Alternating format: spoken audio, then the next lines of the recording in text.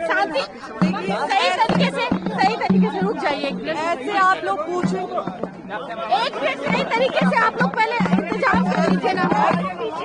ऐसे आप लोग अगर करेंगे तो मैं बात नहीं बताऊंगी, आप लोग मुझे मौका तो कर देगा।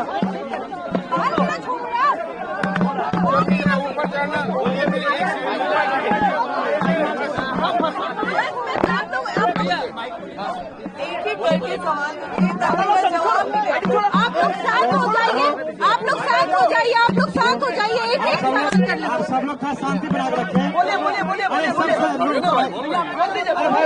चिल्लाइए मत। भाई सब लोग शांत हो जाइए, शांत हो जाए, सब लोग शांति बना के रखें। भाइयों, एक ऐसी बेटी और बहन आई है जिसके साथ बड़ी अन्याय हुआ है, जिनका जीवन को नर्क बना दिया है। आज प्रशांत किशोर जी के पास एक ऐसे भाई के पास आया है जिसका जीवन बर्बाद हो गया है और दूसरे लड़की का बर्बाद नहीं हो, उसी के लिए आई हुई है। मैं सीधे तौर से उनको देता हूँ और अपनी बात को रखें। देखिए, यहाँ पे मैं चुनाव लड़ने के लिए या फिर टिकट के लिए नहीं आई थी। मेरे साथ जो हुआ है, यहाँ पे मेरे साथ जो अन्याय हुआ है वो किसी और महिलाओं के साथ ना हो। कोई और महिला जो मैंने झेला है वो कोई और महिला ना झेले, क्योंकि आए दिन ये महिलाओं के साथ होते रहे। मैं उन तमाम महिलाओं की आवाज बनना चाहती हूँ जिसके साथ ये अन्याय हो रहा है। आज की डेट में ये अन्याय किया जा रहा है। बस इसीलिए मैं प्रशांत भैया से मिलने आई थी। मैं चाहती हूँ नहीं,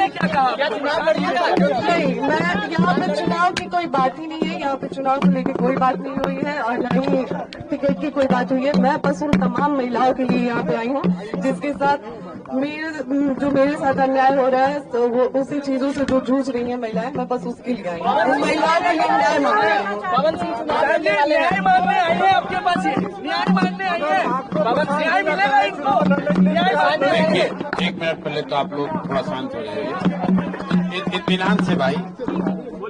जैसा कि ज्योति जी ने बताया, यहाँ ये आई थी, यहाँ आई है और ये बिहार के एक शहरी के तौर पर, एक महिला के तौर पर यहाँ आई हैं।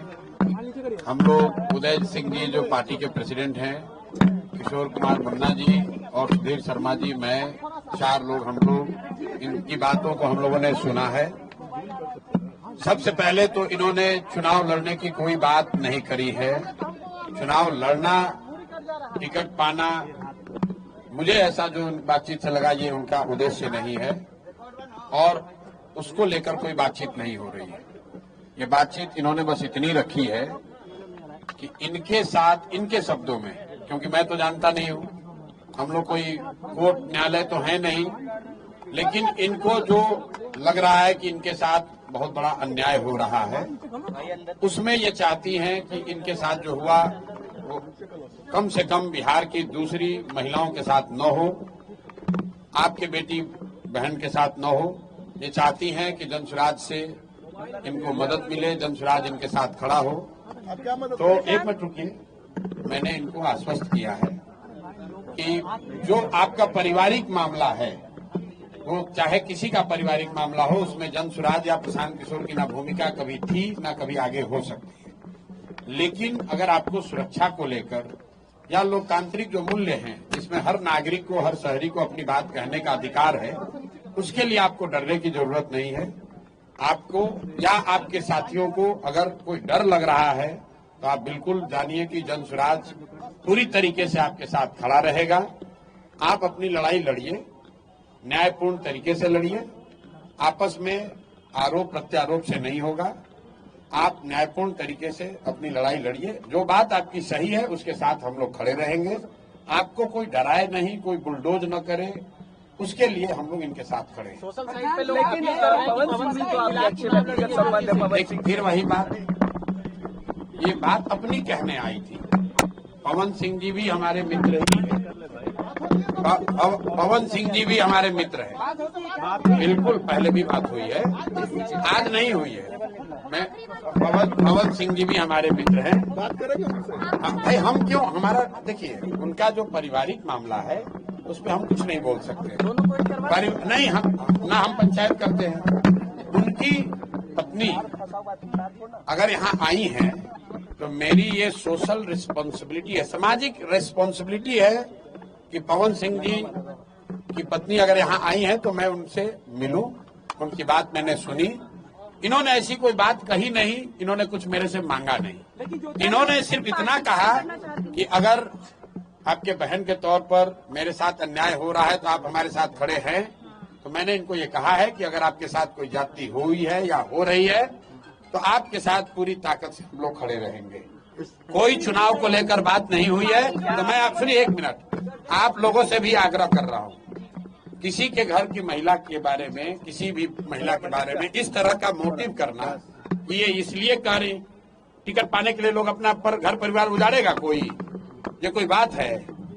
आपके घर की महिला, आपकी बेटी, आपकी बहन, आपकी पत्नी टिकट पाने के लिए आपसे झगड़ा करने लगेगी, ये दोनों अलग मुद्दा है। और आप लोग से भी मेरा आग्रह होगा कि आप सुनिए, फिर आप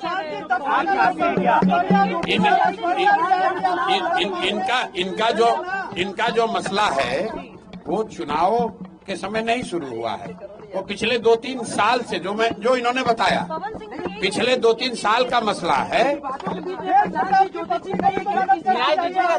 जी की पत्नी को मेरे भाई, अगर चुनाव लड़ने का मन इन्होंने बना लिया है तो वो उनका निर्णय है, वो जनसुराज का निर्णय नहीं है। और जनसुराज का निर्णय टिकट जो है वो प्रशांत किशोर खड़े होकर नहीं बांटते, उसकी एक प्रक्रिया है। मेरे पास ये आई हैं, बिहार की कोई महिला आ सकती है जिसको लगता है कि उसको मेरे से कुछ मदद मिल सकती है, वो आ सकती है, तो ये भी आई हैं। तेज प्रताप की पत्नी को न्याय दीजिएगा भैया।